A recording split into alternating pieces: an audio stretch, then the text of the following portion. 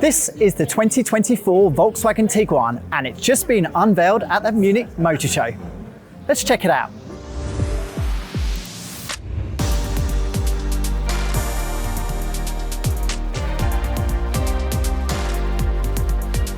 So this is a crucially important car for Volkswagen Australia because it's one of their best sellers, but in 2024, at the end of the year when it arrives, it's not going to have it so easy this time, and that's because Volkswagen thinks some of the people who would normally buy the Tiguan will now buy the all-electric ID4 and ID5 instead.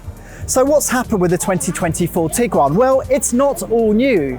Instead, it's based on a heavily updated version of the last car's MQB platform, except this one's called the MQB Evo. And that means it gets more electrified engines, it gets more sophisticated driver assist programs, while inside it's had, well, a bit of a transformation when it comes to the infotainment.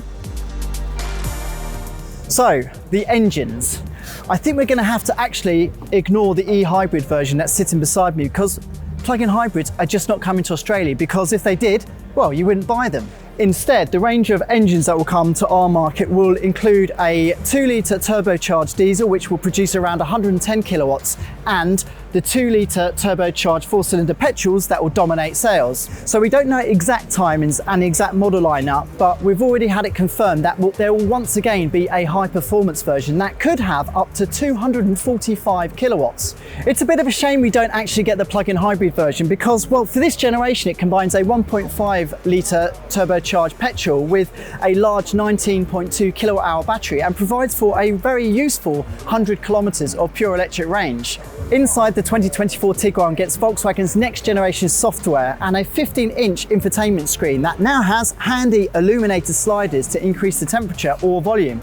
The 2024 Tiguan should also be one of the most spacious in its class because, thanks to its new platform, well, not new, MQB Evo updated, it will be larger all around. Another area of improvement will be the driver assist aid. Now, we haven't had it confirmed yet, but during its lifetime, this car will be introduced with level 3 autonomous driving aids, which means one day you'll be able to drive along the highway completely hands-free.